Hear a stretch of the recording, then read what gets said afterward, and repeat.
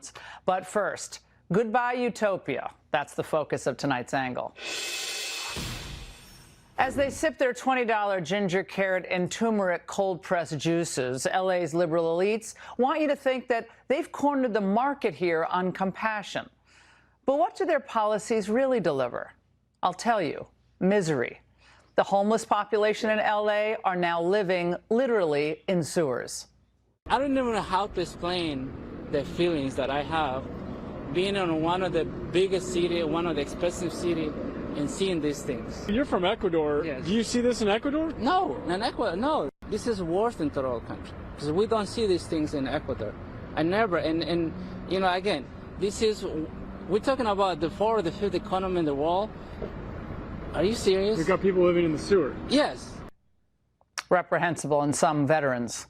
So the rampant homelessness, the explosion of illegal aliens, and of course lavished with benefits paid for by the taxpayers, the insanely high cost of living, it's out of control here. But if you still think that we exaggerate how lost California is, consider this. They can't even host a political debate. That was less than 24 hours before the state's much-hyped gubernatorial debate at USC. It was canceled because of alleged racial bias in the candidate selection process. Now, mind you, Univision was one of the sponsors. More on that with one of the candidates, leading candidates, Steve Hilton, in moments.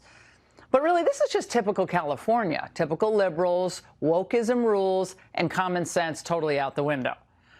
It's very important, though, and I've said this to all the people I've come across in the last 4 or 5 days, that we visit California regularly. I lived here for a time. I have a lot of family here. This is ground zero for the liberal experiment. Because if left-wing policies were the answer, this state would be a magnet for job creators and the middle class. Instead, both are being repelled from here. Everything, again, from the cost of living to the cost of doing business. It's insane. The cost of filling your gas tank. I passed a gas station on my way here. It was $5.99 per gallon. That's $2 more than the national average. Some of you might think folks exaggerate about how expensive things are in California, especially gas prices. I mean, they're expensive everywhere, right? Especially since the Iran war. But how about this expensive? We were just told by a woman that the prices go up at least 10 cents every week and have been for a while. I don't know how people do it here. And by the way, the woman who told me that was a raging liberal, and she still watched the show, so thank you. All right, normally being ranked #1 is a good thing, but not in this category. California has the highest personal income tax of all 50 states at 13.3% for the top income earners. But when Gavin Newsom and the Democrat-dominated state legislature have racked up an $18 to $20 billion budget deficit, well, that's not enough. So now they're floating yet another tax. I've been in California for 30 years. It was painful to leave. I had no problem paying one of the highest taxes in the country. I think it's 13.3%. But this is different. This is not a tax. This is an asset seizure. This is saying that we're going to take 5% of everything you own. Never been anything like this before in American history. This will be the beginning of something very new and different in this country, which is asset seizure. Asset seizure. It's coming. So that's driving out even more high-income earners, and with them the jobs and opportunities and tax revenue they generate. But that's not all, folks. As businesses flee this state, a massive fraud industrial complex has been flourishing here. Think of what we learned in Minnesota and then multiply it several-fold. Another Tesla, Audi, really nice cars for hospice. Must be very lucrative because a lot of these businesses, these doors right here have nothing on them. All the blinds are churned out. In places like Miracle up there, they have received $1.3 million, yet there's absolutely nothing inside. This is what you call welfare maxing. So hospice care, autism care, Medicaid transportation services, it runs the gamut. Here's what funding for the homeless, by the way, is going to. Federal authorities announcing the arrest of Alexander Sufer at the luxury Westwood home he supposedly paid for with funds meant to help the homeless through his organization Abundant Blessings. His organization received more than $23 million in taxpayer funds. Abundant Blessings worked out of this building, now for sale, supposedly helping about 600 people. His neighbors say off camera, food is not what they saw being served. They were drinking, doing bad things. And this is apparently the way liberals here like it. Taxpayer money is theirs to steal. Abusing the system is a rite of passage, and it's all happening during the governorship of Gavin Newsom. On just the hospice program abuse, the House Oversight Committee claims Newsom has dropped the ball. But if you're a governor who cares about safeguarding public funds, this story itself should motivate you to do better. Be angry about it. But as with every other Democrat disaster in this state, Newsom brushes it off and doubles down. It's about winning at all costs. Democrats are constantly trying to be right. The other side is ruthless. And with respect, my party needs to be more ruthless about winning, because if we don't win back the House of Representatives, we may not have a fair and free election in 2028, and I really believe that. Fear-mongering about phantom threats, punishing job creators, coddling illegal aliens and criminals. This is today's California, and it's killing the state.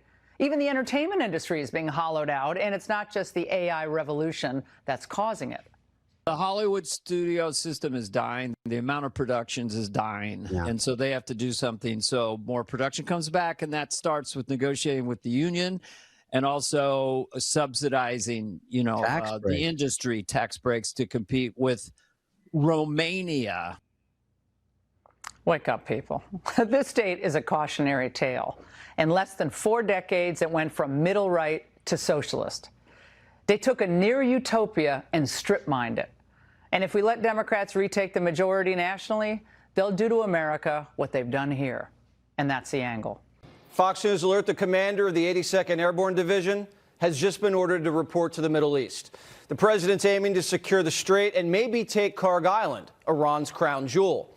The 82nd's a light infantry parachute assault unit, usually the tip of the spear, and can deploy anywhere in the world in less than 18 hours. Central Command has already bombed a ton of targets on Karg Island. You'd expect the paratroopers to drop in at night, secure airfields, do a quick repair job on the Strip, and pave the way for the Air Force and Marines to deliver more men, armor, and gear. It's risky, but once you control that island, you control Iran's economic lifeline. All this as more elements of U.S. Special Forces move into the Gulf. A recent surge in C-17 flights into the region indicate a light ground strike force could take action imminently. This wouldn't be a ground war. These units are designed for precision, speed, and impact. They bring together elite elements from the SEALs, Rangers, and Delta. Their job? Execute the most dangerous and sophisticated missions in the world, like dismantling networks and eliminating high-value targets. These special operators do it with minimal footprint and maximum effect. If there's a decisive blow to strike, these are the men to do it. Here's Lieutenant General Keith Kellogg. I'm a big believer in putting boots on the ground, not necessarily into Iran, but taking Karg Island and also taking the Strait of Hormuz. Look, we kind of need to do it the way the Romans used to do it. As this elite task force gets into position, what's left of the Iranian military is being crippled. We've achieved air supremacy, so our B-2s are refueling mid-flight and continuing to drop heavy ordnance. And we're getting help from the British.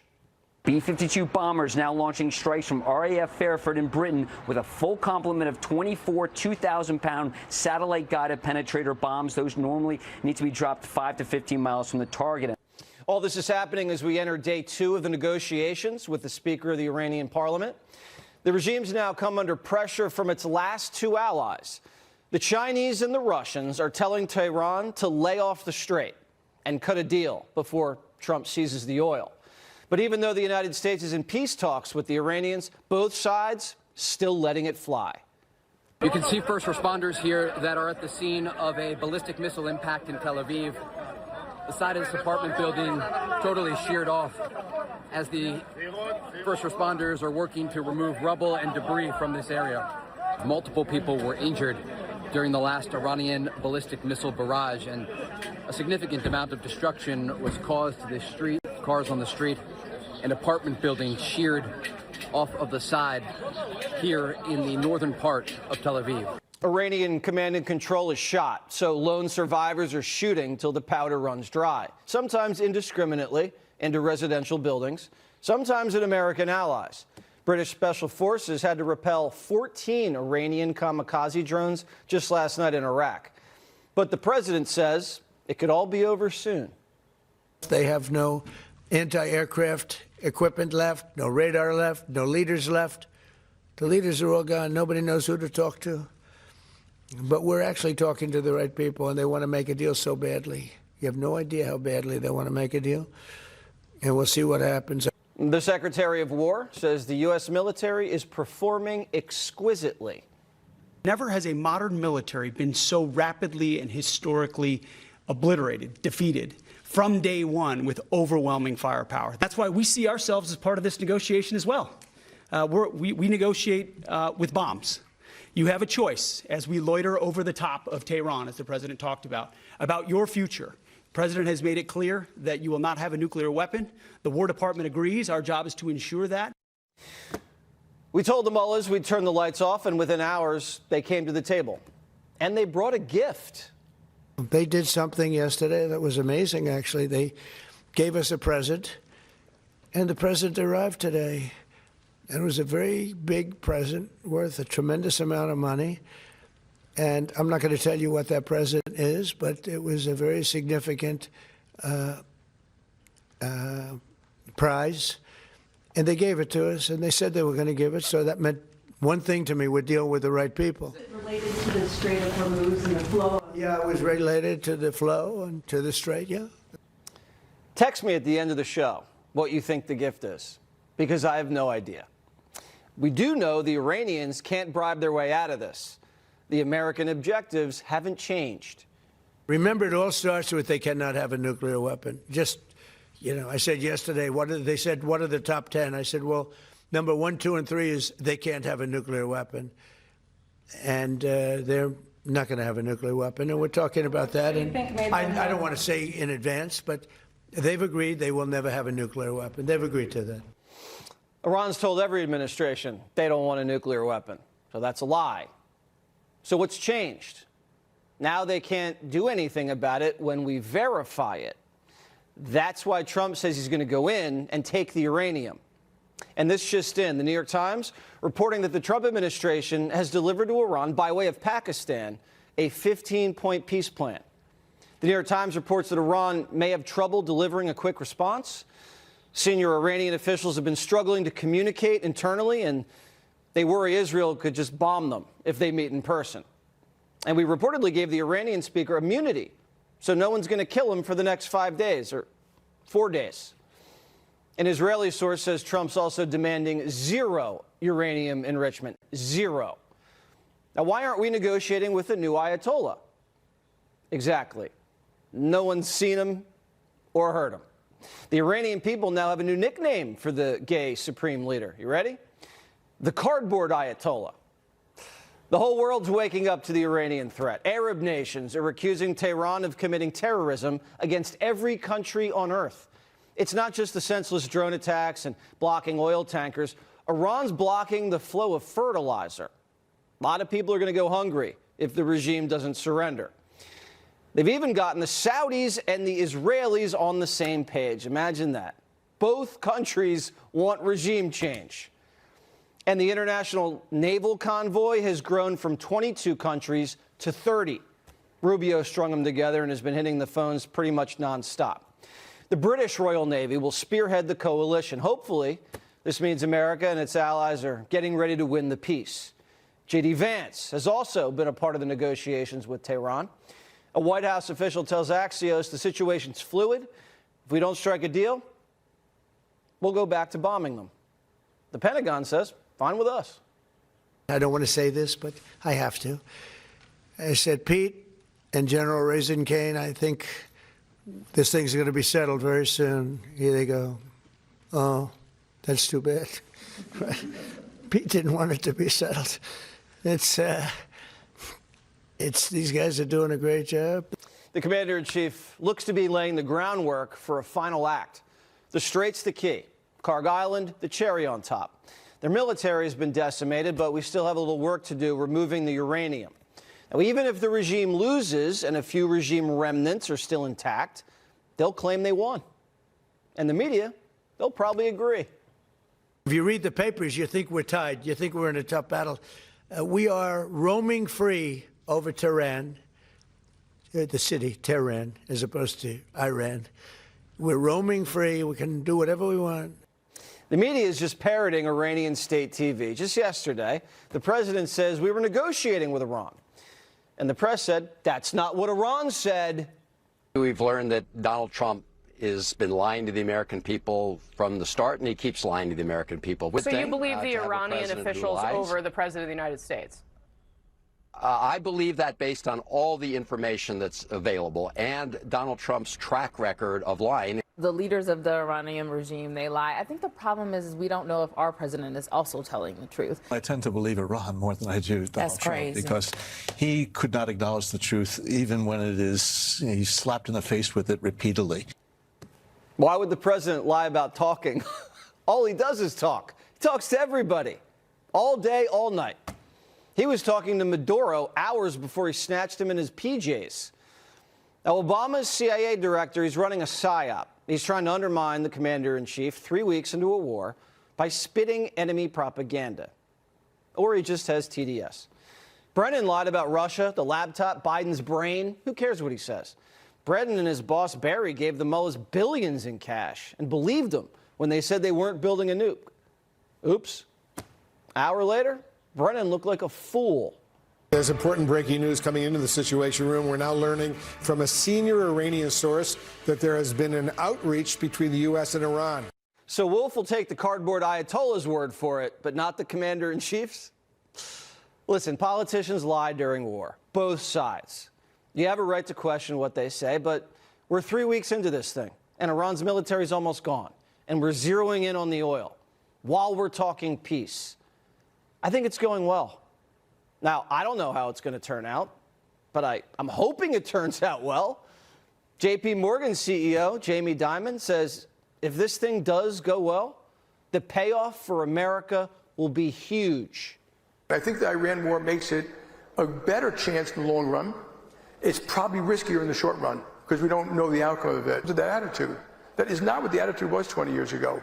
They all want it. They can't have neighbors like, lob ballistic missiles into their data centers thinking that people are going to put $10 billion in a data center. So the next hours are critical. If Iran's serious about a deal, we'll get there. If they refuse, Trump's justified to take the Strait and seize the island because American paratroopers are almost there. Democrats are now openly rooting against President Trump and America. Wait until you hear this shocking comment from former CIA Director John Brennan. Take a listen. I'm also wary of taking the word of Iran. Like, they are an authoritarian regime who's known to lie. But, like, I'm confused. What is going on? Help me. Calm me down. Well, I tend to believe Iran more than I do Donald Trump, because he could not acknowledge the truth even when it is, he's slapped in the face with it repeatedly. I believe Iran more. NBC must be so proud. And then, of course, the congenital liar, Adam Schiff, weighed in and tried to throw cold water on negotiations with Iran, claiming President Trump was only talking about negotiations to lower gas prices. Take a look. I'd love to see this war come to an end. And if what the president's saying is true, that's encouraging. But, of course, we've heard the president say things that prove to be completely untrue in the past, so we really don't know what to believe, whether these talks are serious, whether they're close to any agreement, or whether this is Donald Trump just trying to bring down the price at the pump. And most everything that comes out of his mouth is a lie. We learned that, during his witch hunt after witch hunt and Russia hoax. Now, sadly, this is par for the course for modern-day radical leftist Democrats. They have lost their conscience, their heart, and their soul. And that was never more clear than during President Trump's joint address to Congress. They wouldn't stand for the families of Lake and Riley, Jocelyn Nungaray, and they wouldn't stand with the simple premise and principle that the first role role of government is to protect American citizens, not illegal immigrants. And of course, they have their insane sanctuary policies. It is costing American citizens their lives. For example, Sheridan Gorman, 18-year-old freshman, Loyola University in Chicago, murdered by a Biden-Harris Mayorkas illegal. She should be alive today. But for 4 straight years, Democrats, the Biden administration, they allowed over 12 million unvetted illegal immigrants from over 200 countries, among them known terrorists, murderers, rapists, child molesters, drug dealers, gang members, and others all across our southern border. And those who enabled this, the entire party, they sat idly by. The border's closed, the border's secure, or they said nothing.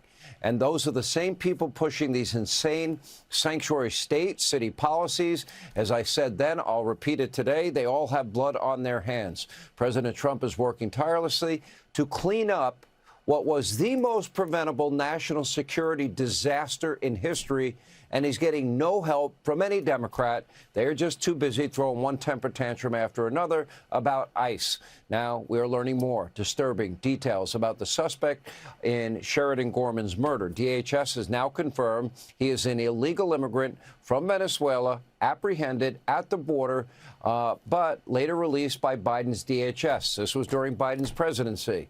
Not only was he released after crossing the border, but then he was actually arrested 1 month later.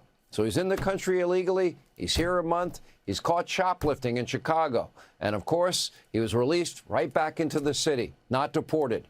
This 18-year-old girl should be alive today. The left needs to take accountability for their insane sanctuary policies that are now putting American lives at risk, but they won't do that. Instead, they are rushing to make excuses for the suspect. Take a look at this one Chicago alderwoman. Listen to what she says. Wrong place, wrong time. Listen. You know, people go out to the beach all the time, right? And they go out on the pier, they walk around. So the kids were out doing normal things people do in the neighborhood. And it sounds like this might have been a wrong place, wrong time, running into a person who had a gun. They might have startled this person at the end of the pier unintentionally. But that's all we know. The left blaming the victim. Everyone present at the time said this was a cold-blooded murder. The only person in the wrong place at the wrong time was this Biden-Harris, Mayorkas, radical Democrat illegal who never should have been in our country in the first place. And thanks to Chicago's insane sanctuary city policy, well, he still was not removed even after being arrested. Then Chicago mayor, another idiot, Brandon Johnson, had a chance to take accountability for the damage that his city's sanctuary status is causing. But, of course, he refused. Take a look. That suspect would not be in the city, would not be in the country, but for your policies. Will you take this opportunity to apologize? Well, again, I believe that we're all grieving the loss of Sheridan and other folks who have lost their lives because of senseless violence. And, of course, silence deafening from the idiotic governor in that state, J.B. Pritzker. Stop punching down. So Democrats have a new strategy to win back voters. Good-looking dudes, because apparently these guys weren't hot enough. A zombie left-wing website known as The Bulwark suggests Dems could win more if they just ran hotter candidates, which is an admission that the current crop is about as appealing as a kissing booth cold sore. They said that, yes, Dems need to shed litmus tests, but they also would benefit from simply having more thirst traps on the ticket, more candidates who can make voters swoon. You mean like Gavin? Well, it is true he made Californians hot and bothered when he let their homes burn. But even a Biden official says it's easier to elect hot people. America's a superficial nation, and we want our politicians to be hot, to look good. That's just science. Oh, so now they're okay with science. After claiming that men could be women by ordering a wig off Amazon and stealing pantyhose off a clothesline. Like I say, fool me once. And it is funny that a Biden official is saying politicians should be hot when when's the last time Joe's temperature was north of 40 degrees? He had COVID 15 times and the virus died of frostbite. So voters want good looks. Then who are these hot candidates they mentioned? Maybe a John Ossoff? Maybe a John Ossoff. I'm sorry. Oh my God, I want a hot president. About your weight loss, they talked about how you look different. The idea of like slimming down is somewhat connected to folks' idea of a presidential run. I wanted to know what went into your decision to focus on your health. I've been challenged with my weight for, most of my life, honestly. And so, the idea, and I have succeeded and failed. Right. It appears Pritzker seems smaller. He's either lost a lot of weight or split into two separate douchebags. So you got news from Pritzker, Ossoff. They all also reference JFK, Bill Clinton. These are all straight white dudes. The same cisnormative scum responsible for everything bad. Talk about a sausage party. Or with Bill Clinton, a pig in a blanket. You got to wonder, where are the women? Or the gays, the trans, the plus-size castratos? Those groups were your priority once. They were on top of the identity pyramid, breaking the glass ceiling, not to mention a few chairs and sofas.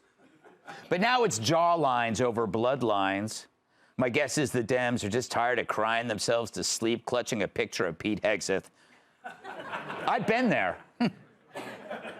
And look, everyone likes hot people. They're healthier, more confident, and look better naked on my hidden camera photos. But we knew this, and the Democrats denied it.